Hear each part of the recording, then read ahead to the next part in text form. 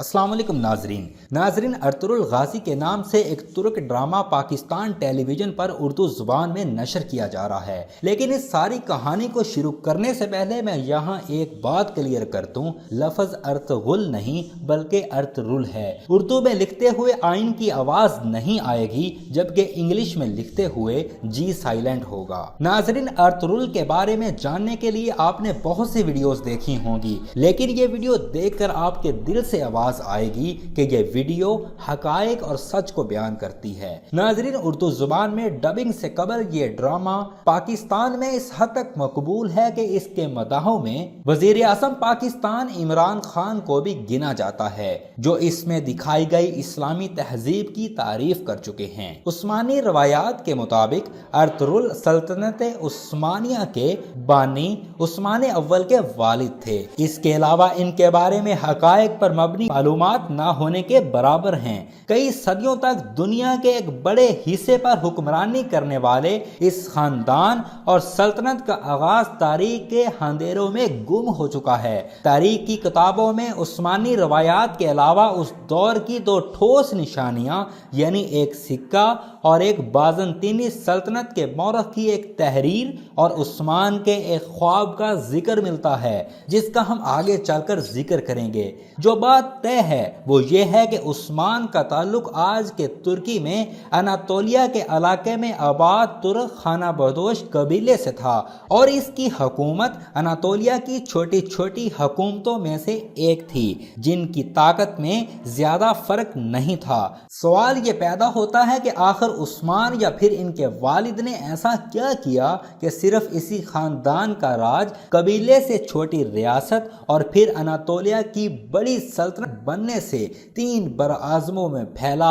اور پھر خلافت میں تبدیل ہوا۔ ناظرین سلطنت عثمانیہ کی بنیاد 14ویں صدی کے اوائل میں رکھی گئی اور یہ 20ویں صدی میں ختم ہوئی۔ اس دوران ایک ہی خاندان سے تعلق رکھنے والے 37 مسلمان اس کی مستند پر بیٹھے۔ ایک مورخ کے مطابق کسی خاندان کا مسلسل اتنی دیر حکومت کرنا معجزے سے کم نہیں۔ مورخ کیرولائن فنکل اپنی کتاب عثمان کا خواب سلطنت عثمانیہ کی کہانی میں لکھتی ہیں کہ عثمانیوں کی کامیابیوں کی وجوہات جو بھی ہوں، لیکن ان کی اناطولیہ میں اپنے ہمساؤں کے ساتھ 2 صدیوں تک پھیلی ہوئی لڑائی انتہائی سخت تھی۔ ناظرین مورخ سٹینفورڈ جے شاہ اپنی کتاب سلطنت عثمانیہ کی تاریخ اور جدید ترکی میں اسی روایات کا ذکر کرتے ہوئے لکھتے ہیں کہ سلطنت عثمانیہ کی شروعات تاریخ کے طالب علموں کے لیے ہمیشہ سے ایک اہم سوال ہے،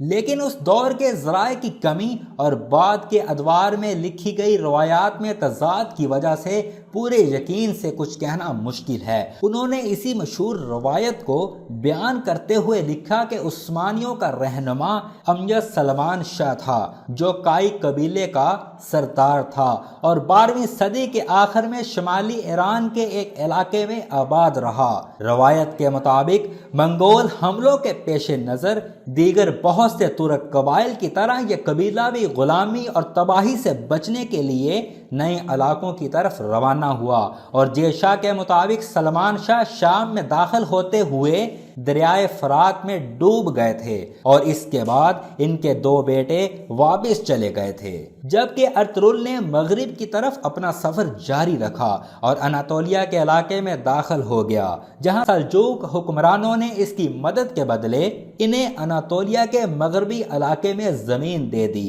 جے شاہ کی کتاب میں درج اس روایت کے مطابق ارطغرل 1280 میں چل بسے اور قبیلے کی قیادت ان کے بیٹے عثمان کو مل گئی۔ کیرولائن فنکل لکھتی ہیں کہ عثمان کے دور سے ملنے والا وہ سکہ اگر اصلی ہے تو اس سے ثابت ہوتا ہے کہ ارطغرل یقیناً تاریخی شخصیت تھے۔ اس سکے پر درج ہے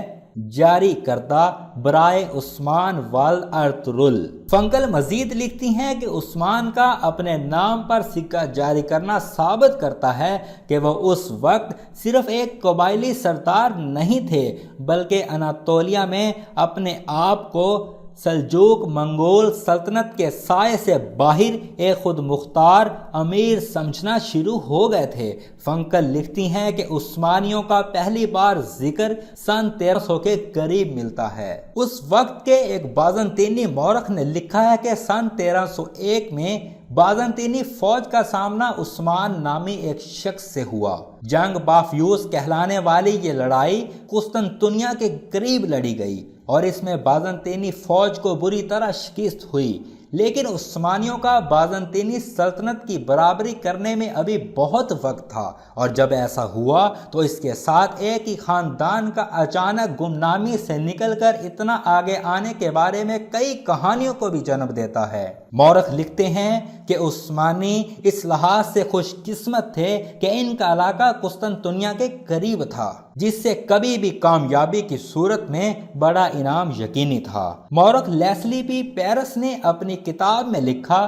کہ سلطنت عثمانیہ کے آغاز کے بارے میں سب سے زیادہ سنی جانے والی روایت کے مطابق عثمان نے اپنی ابتدائی کامیابیوں کے بعد ایک خواب دیکھا تھا۔ اس خواب میں انہوں نے دیکھا کہ ایک درویش شیخ ادیب علی کے سینے سے چاند نمودار ہوتا ہے اور اس کے اپنے سینے میں داخل ہو جاتا ہے۔ اس کے ساتھ ہی اس کے پیٹ سے ایک بہت بڑا درخت نکلتا ہے جس کا سایہ پوری دنیا پر چھا جاتا ہے۔ اس درخت کی شاخوں کے نیچے چشمے بہتے ہیں جس سے لوگ پانی پیتے ہیں اور کھیت سیراب ہوتی ہے۔ عثمان نے جب شیخ ادیب علی سے تعبیر پوچھی تو انہوں نے کہا کہ خدا نے عثمان اور اس کی اولاد کو دنیا کی حکمرانی کے لیے چن لیا ہے، اور انہوں نے کہا کہ ان کے سینے سے نکل کر عثمان کے سینے میں داخل ہونے والا چاند ان کی بیٹی ہیں، اور اس خواب کے بعد وہ عثمان کی اہلیہ بھی بن گئیں۔ کیرولائن فنکل لکھتی ہیں کہ ابتدائی عثمانی مسلمانوں کو اپنے آغاز کی تاریخ معلوم کرنے سے زیادہ دلچسپی